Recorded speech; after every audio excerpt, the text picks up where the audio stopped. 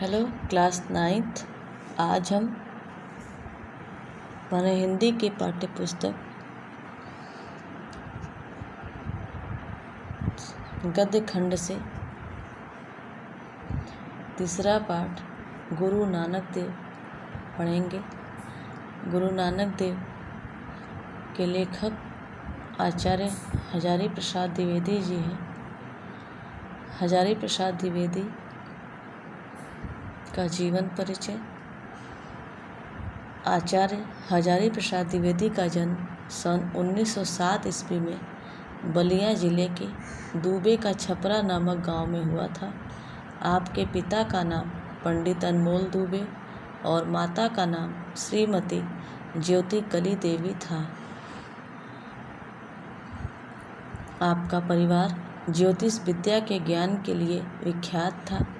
द्विवेदी जी की प्रारंभिक शिक्षा गांव के स्कूल में ही हुई और वहीं से सन 1920 में मिडिल की परीक्षा पास की। इसके पश्चात संस्कृत भाषा का अध्ययन करने के लिए बनारस चले गए। आप हिंदी, अंग्रेजी, संस्कृत और बंगला के विद्वान माने जाते थे और भक्तकालीन साहित्य के मर्मज्ञ। आपने काशी संस्कृत विश्वविद्यालय से साहित्य और ज्योतिष में आचार्य की परीक्षाएं उत्तीर्ण की। इंटर के बाद आप अस्वस्थतावश बीए की परीक्षा उत्तीर्ण नहीं कर सके। इसके पश्चात सन 1940 में हिंदी एवं संस्कृत के अध्यापक के रूप में शांति निकेतन चले गए। वहाँ लगभग 20 वर्ष तक हिंदी विभाग के अध्यक्ष रहे। यही आपको विश्व कवि रविन्द्रनाथ टैगोर का सानिध्य प्राप्त हुआ। टैगोर के सानिध्य में आकर आपकी साहित्यिक प्रतिभा का उसी प्रकार विकास हुआ जैसे सूर्य की किरणों से कमल विकसित होता है। यहीं आपने विश्व भारती का संपादन किया। कुछ समय तक आपने पंजाब विश्वविद्यालय में हिंदी विभाग अध्यक्ष के पद पर कार्य किया। सन 1949 में लखनऊ विश्वविद्यालय ने आपको डी लिट की उपाधि से विभूषित किया। सन 1956 में आप काशी हिंदू विश्वविद्यालय के हिंदी विभागाध्यक्ष बने। हिंदी की सेवा के उपलक्ष्य में सन 1957 में भारत सरकार ने आपको पद्म भूषण की उपाधि से अलंकृत किया। कबीर पर उत्कृष्ट आलोचनात्मक कार्य करने के परिणाम स्वरूप आपको मंगला प्रसाद पारितोषिक भी प्राप्त हुआ। इसके साथ ही सूर साहित्य पर कार्य करने के फलस्वरूप इंदौर साहित्य समिति ने आपको स्वर्ण पदक प्रदान किया। 19 मई 1979 को हिंदी साहित्याकाश का यह दैदीप्यमान नक्षत्र सदैव के लिए इस भौतिक संसार से तिरोहित हो गया। द्विवेदी जी की प्रमुख निबंध रचनाएं निम्नलिखित हैं। विचार और वितर्क, कल्पना, अशोक के फूल, कुटज, साहित्य के साथी, कल्पलता, विचार प्रवाह, आलोक पर्व आदि। आचार्य हजारी प्रसाद द्विवेदी शुक्लोत्तर युग के लेखक थे। उनके द्वारा गुरु नानक देव के गुणों का वर्णन गुरु नानक देव के विषय में विस्तार पूर्वक बताया गया है। कार्तिक पूर्णिमा के दिन गुरु नानक देव का आविर्भाव हुआ था। जैसे कार्तिक पूर्णिमा का चंद्रमा अपनी 16 कलाओं से युक्त होकर निर्मल प्रकाश विकीर्ण करता है, वैसे ही गुरु नानक देव भी 16 कलाओं से पूर्ण कीर्तिमान महामानव थे। इस्लाम धर्म के आने से उस समय देश में अनेक प्रकार की धार्मिक, राजनीतिक एवं सामाजिक समस्याएं उत्पन्न हो गई थी। भारत कठिन दौर से गुजर रहा था। उस समय भारत में अनेक महापुरुष पैदा हुए जिन्होंने अपने उपदेशों से अप्रासंगिक हो गए पुराने विचारों के विरुद्ध प्रचार किया। गुरु नानक देव ऐसे ही संत पुरुष थे।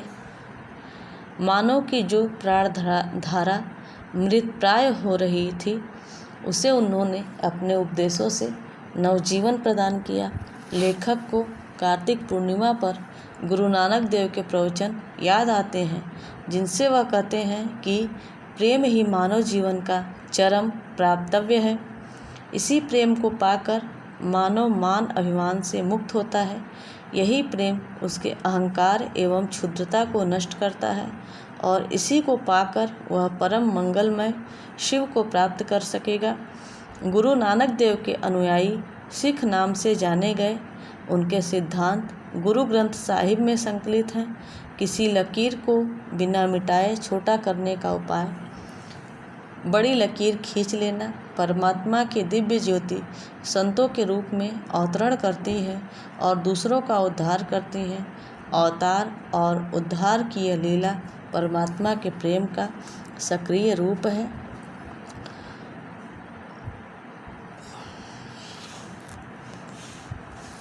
कार्तिक पूर्णिमा इस देश की वह बहुत पवित्र तिथि है। इस दिन सारे भारतवर्ष में कोई न कोई उत्सव, मेला, स्नान या अनुष्ठान होता है। शरत काल का पूर्ण चंद्रमा इस दिन अपने पूरे वैभव पर होता है। आकाश निर्मल, दिशाएं प्रसन्न, वायुमंडल शांत, पृथ्वी हरी भरी, जल प्रवाह मृदु मंथर हो जाता है। कुछ आश्चर्य नहीं कि इस दिन मनुष्य का सामूहिक चित्त उद्वेलित हो उठे। इसी दिन महान गुरु नानक देव के आविर्भाव का उत्सव मनाया जाता है।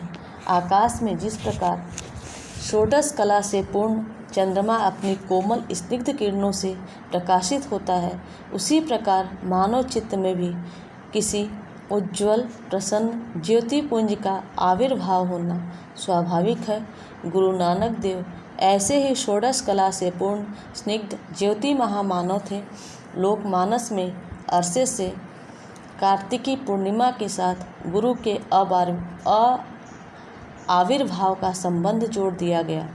गुरु किसी एक ही दिन को पार्थिव शरीर में आविर्भूत हुए होंगे, पर भक्तों के चित्त में प्रतिक्षण प्रकट हो सकते हैं।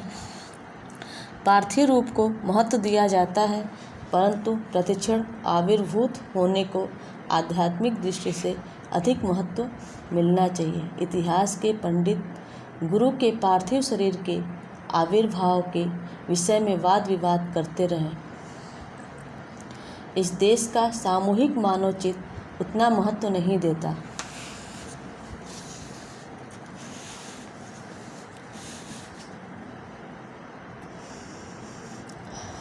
कार्तिक पूर्णिमा हमारे देश की बहुत ही पवित्र तिथि है।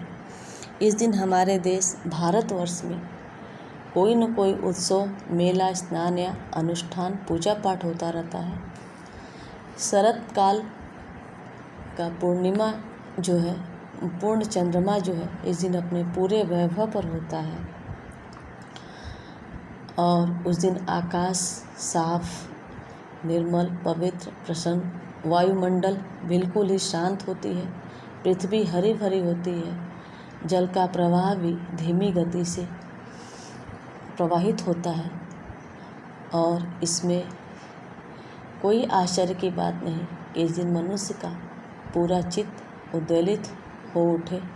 और इसी दिन जो है महान गुरु नानक देव का जन्मोत्सव जो है कार्तिक पूर्णिमा के दिन मनाया जाता है, क्योंकि इसी दिन उनका आविर्भाव हुआ था।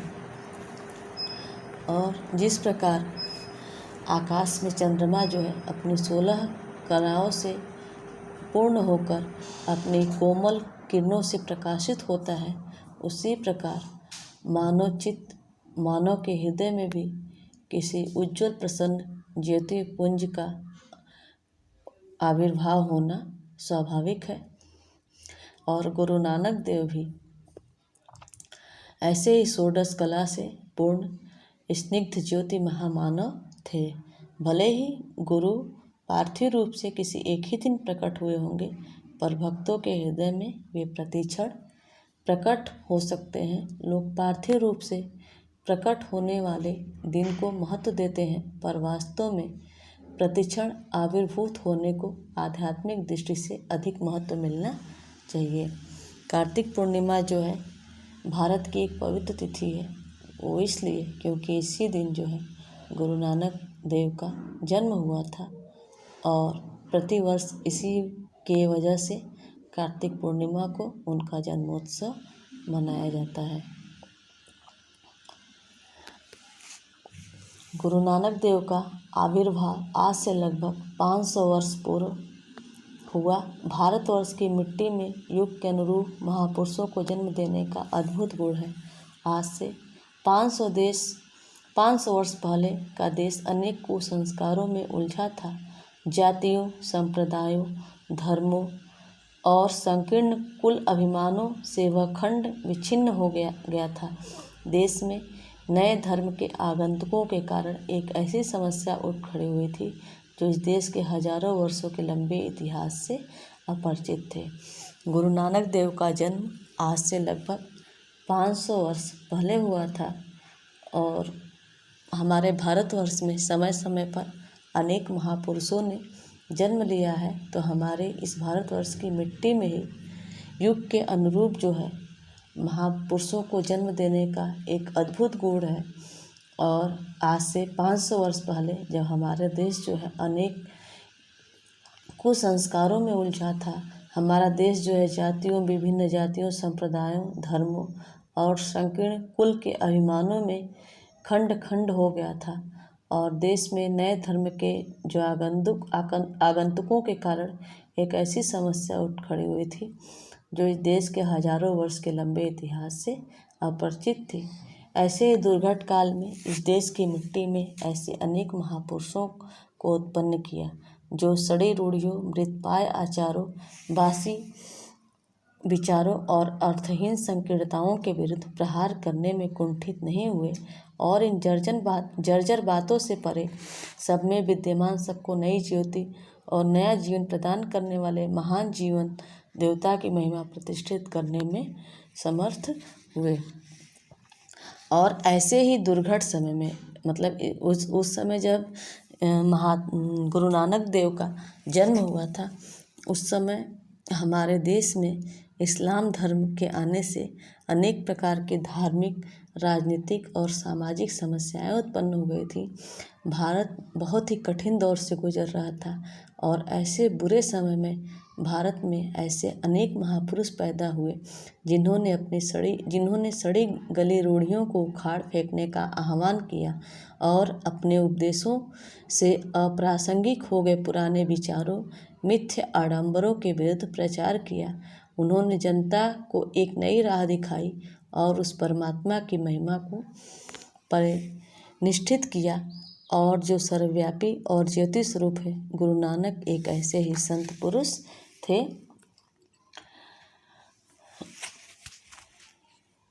जो शरत काल के पूर्ण चंद्र की तरह ही स्निग्ध, उसी प्रकार शांत, निर्मल, उसी प्रकार रश्मि के भंडार थे। कई संतों ने कस कस के चोटें मारी, व्यंग बार छोड़े, तर्क की छुरी चलाई, पर महान गुरु नानक देव ने सुधा लेप का काम किया। यह आश्चर्य की बात है कि विचार और आचार की दुनिया में इतनी बड़ी क्रांति ले आने वाला यह संत इतने मधुर, इतने स्निग्ध, इतने मोहक वचनों को बोलने वाला है। किसी का दिल दुखाए बिना, किसी पर आघात किए बिना कुछ संस्कारों को छिन्न करने की शक्ति रखने वाला, नई संजीवनी धारा से प्राणी मात्र को उल्लसित करने वाला यह संत मध्यकाल की ज्योतिष मंडली में अपने निराली शोभा से शरद पूर्णिमा के पूर्ण चंद्र की तरह ज्योतिषमान है। और ऐसे समय में उस समय जो है गुरु नानक देव द्वारा जो समाज सुधार का कार्य किया गया उस पर अन्य कई तत्कालीन संतों ने प्रहार किया, व्यंग बाढ़ चलाए, तर्क दिए, पर इस महान गुरु नानक तनिक भी विचलित नहीं हुए और अपने मीठी वाणी से उनके कटु वचनों पर भी अमृत का लेप करने का काम किया। भले ही गुरु नानक पर उनके समकालीन संतों ने व्यंग प्रहार किया, कटु वचनों का प्रहार किया, किंतु उन्होंने सदैव मधुर वचनों से ही उनका उत्तर दिया किसी का दिल दुखाए बिना, किसी पर प्रहार किए बिना उन्होंने कुसंस्कारों को छिन्न भिन्न किया और नई संजीवनी धारा से प्राणी मात्र को प्रसन्न किया। इसीलिए मध्यकालीन संतों में गुरु नानक देव की काया शरद पूर्णिमा के चंद्र की तरह चमक रही है।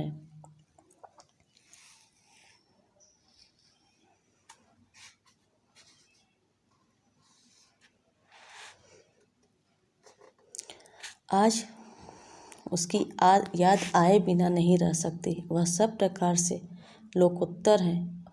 उसका उपचार प्रेम और मैत्री है। उसका शास्त्र सहानुभूति और हित चिंता है।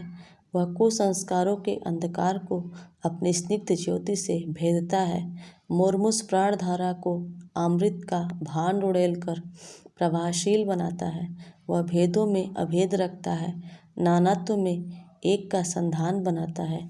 वह सब प्रकार से निराला है। इस कार्तिक पूर्णिमा को अनायास उसके चरणों में नत हो जाने की इच्छा होती है।